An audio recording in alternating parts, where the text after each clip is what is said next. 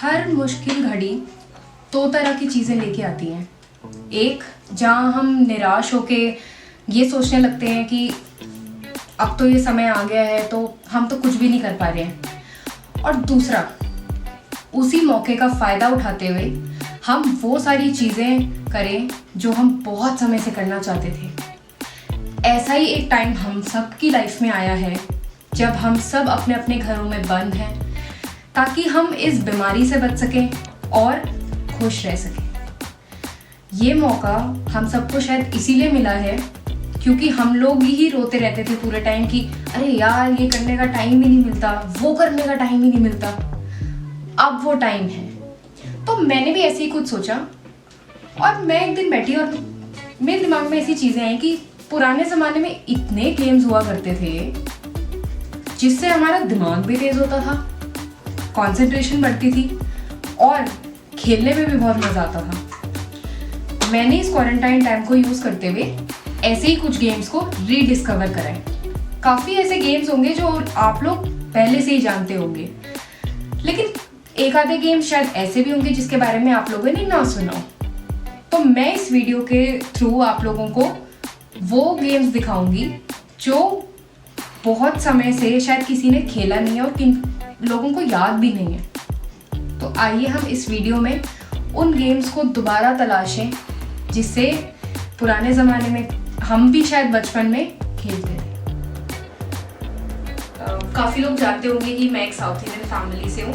तो deep down south में एक गेम होता था, पल्लांगुड़ी बोलते हैं। उस गेम को खेलने में ना बहुत मज़ा आता है। मैं अपनी नानी के साथ सबसे ज़्यादा ये गेम खेला करती थी। इतना मज़ा आता है उस गेम को खेलने में। इसके लिए ऐसा ज़रूरी नहीं है कि आप उसके लिए एक नया बोर्ड लेके आओ या कॉइन्स लेके आओ, जैसे लूडो वगैरह के लिए ज़रूरत पड़ती है। इमली होता है ना, उसके अंदर के जो सीड्स होते हैं उसको हम एज उसका कॉइन्स यूज़ करते हैं और गेम खेलते हैं। बहुत इंटरेस्टिंग गेम है।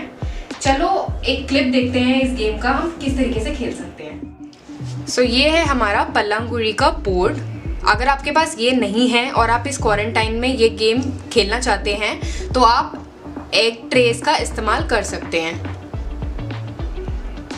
जैसा कि मैंने आपको बताया, ये इमली के बीज हैं जिसको आप एज कॉइन्स इस गेम में यूज़ कर सकते हैं।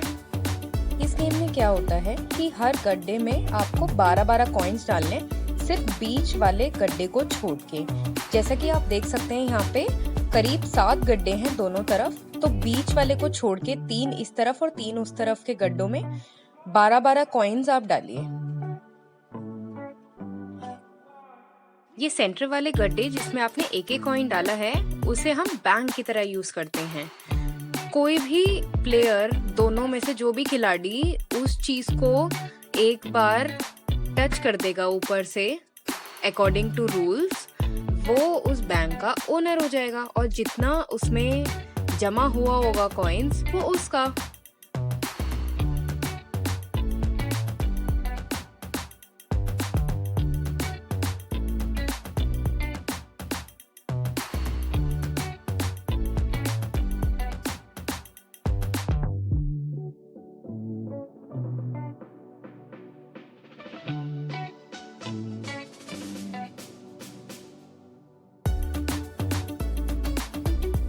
बैंक ऑन करने का बहुत सिंपल सा तरीका है। बैंक के पहले का एक गड्ढा खाली होना चाहिए और उसको एक बार अच्छे से वाइप करिए और बैंक पे टच कर दीजिए। ये गेम एक बहुत ही अच्छा तरीका है उन लोगों के लिए जिनको गिनती में दिक्कत आती है। गिनती में ये आपको मदद करता है और जिनकी मेमोरी में या एक जगह ध्यान लगाने की क्षमता कम है, वो भी ये खेल खेल सकते हैं। लेकिन एक छोटी सी प्रॉब्लम होती है, हमेशा ये बड़े लोग क्यों जीतते हैं हमसे? May be because they know this game much better than we know. एक और गेम है जो आप इन बीजों का इस्तेमाल करते हुए खेल सकते हैं। इसके लिए आपको 2 अलग अलग तरीके के बीज चाहिए होंगे और एक पेपर, एक स्केच पेन, और आप ये गेम खेल सकते हैं। इसे हम कहते हैं शेर और बकरी।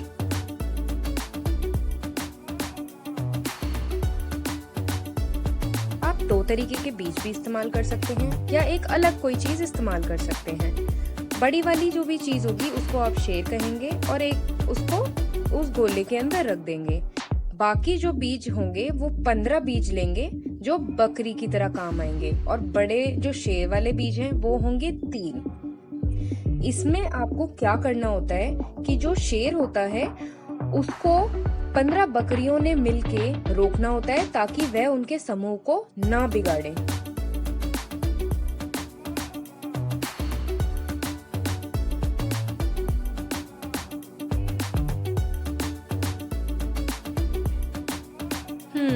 और इसी तरह शेर ने बकरी को काट दिया।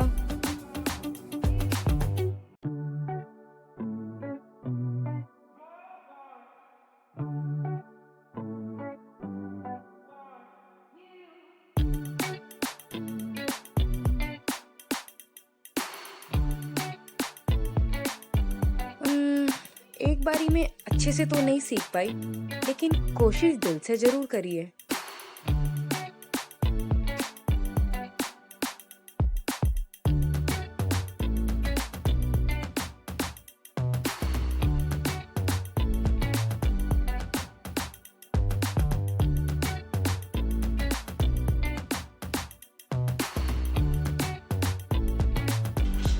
इस तरह की पुरानी गेम्स का मतलब काफी मैंने फायदे देखे हैं। एक फायदा ये है कि आपको अपने स्क्रीन टाइम से थोड़ा सा छुटकारा मिलता है। ठीक है, ये भी एक बोर्ड गेम की तरह ही है, पर इसमें यही है कि इसमें एक फायदा, एडिशनल फायदा ये है कि आपको अलग से कॉइन्स, डाइस ये सब लेके आने की जरूरत नहीं है। कोई भी सीड्स हैं, वाटरमेलन के सीड्स बचे हुए हैं या फिर जैसे मैंने आपको बोला हम इमली के सीड्स यूज करते हैं, उनको यूज करते हुए आप बहुत आराम से ये गेम्स खेल सकते हो। और जो मैंने अभी लास्ट गेम बताया आपको शेर और बकरी वाला, उसका ये फायदा है कि आपका एक तो दिमाग उस गेम में काफी देर तक लगा रहेगा। अगर तो आप शेर हैं तो आप यही सोचते रहेंगे कि हम उस 15 जो बकरियां हैं उनको किस तरीके से काटें, और अगर आप अपोजिट साइड में आप बकरी हैं तो आप ये सोचेंगे कि आप उस शेर को कैसे हरा सकते हैं। दूसरा फायदा मैंने ये चीज देखा है कि इससे हम ये भी सीखते हैं कि एक ग्रुप, एक समूह में रह के हम कैसे किसी भी सिचुएशन से जीत सकते हैं। जैसा कि आप सब जानते हैं कि हम क्वारंटाइन में बैठ के बहुत ही अकेला फील कर रहे हैं और हम ये चीजें नेगेटिव थॉट्स ला रहे हैं, तो इससे थोड़ी पॉजिटिविटी आ सकती है। एंड ये भी चीज आपने नोटिस करी होगी कि ये इस गेम को खेलने के लिए बहुत सारे लोगों की जरूरत नहीं है। मैं ये गेम सिर्फ अपनी मम्मी के साथ, या आप जैसे भाई बहन है तो सिर्फ वो दो जने, ऐसे भी दो जने भी ये गेम खेल सकते हो। आपको बड़े ऐसे टीम की जरूरत नहीं है कि आपको मजा आए। एक बहुत ही पॉपुलर गेम हुआ करता था जब मैं अपने चाइल्डहुड और टीनेज में थी, स्टैपो, या फिर आप कहते हैं कूदना, मतलब ऐसे ही कुछ बोलते थे, मुझे एग्जैक्टली तो याद नहीं है इस वक्त। ये गेम बहुत ही इंटरेस्टिंग है। इससे भी कॉम्पिटिटिव स्पिरिट बढ़ता है, और इसको खेलने के लिए सिर्फ 2 चीजें चाहिए। एक तो आपको चाहिए कोई भी पत्थर या फिर कोई भी फ्लैट चीज जिसको आप थ्रो कर सकते हैं, फेंक सकते हैं, और एक चॉक जिससे आप वो ड्राइंग बनाएंगे।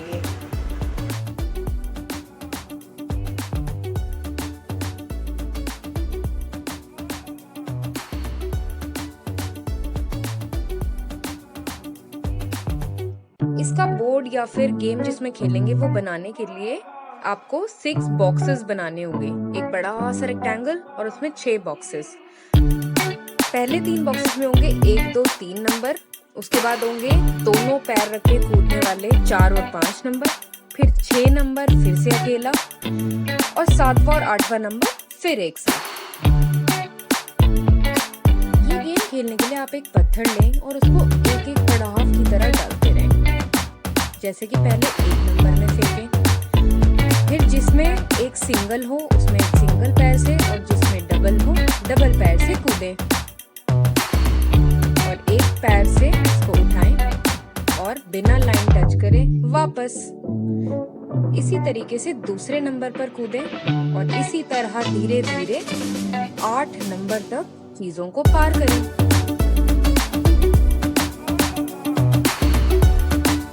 गेम के बहुत फायदे हैं, जैसे ये एक एक्सरसाइज का एक तरीका हो गया क्योंकि आप इसमें कूद रहे हैं, और तो और ये गेम कॉम्पिटिटिव स्पिरिट को भी बढ़ाता है। इन गेम्स को खेलते हुए मैंने एक चीज और रियलाइज करी क्योंकि हम लोग की लाइफ से फैमिली टाइम या अपने लिए टाइम निकालना वो चीज़ तो गायब ही हो गई थी यार। इन गेम्स को खेलते हुए मुझे मज़ा भी उतना ही आया। मैंने शायद अपने पेरेंट्स के साथ, अपने फ्रेंड्स के साथ रीबॉन्ड करा। मुझे बहुत सी चीज़ें सीखने को मिली और ऊपर से उनके साथ बैठ के इतनी चीज़ें जानने को मिली, क्योंकि खेलते खेलते ऐसा तो है नहीं कि आप 1 घंटा 2 घंटा खेल रहे हो तो आप सिर्फ खेलते ही रहोगे। आप बातें करोगे, आप साथ बैठोगे, आप एक दूसरे को बेहतर जानने की कोशिश करोगे। मैं भी चाहती हूँ कि जितने लोग ये वीडियो देख रहे हैं वो भी ये चीज़ों, इन गेम्स को खेलने की कोशिश करें और इस टाइम को इस्तेमाल करते हुए अपने फैमिली के साथ बॉन्ड करने की कोशिश करें।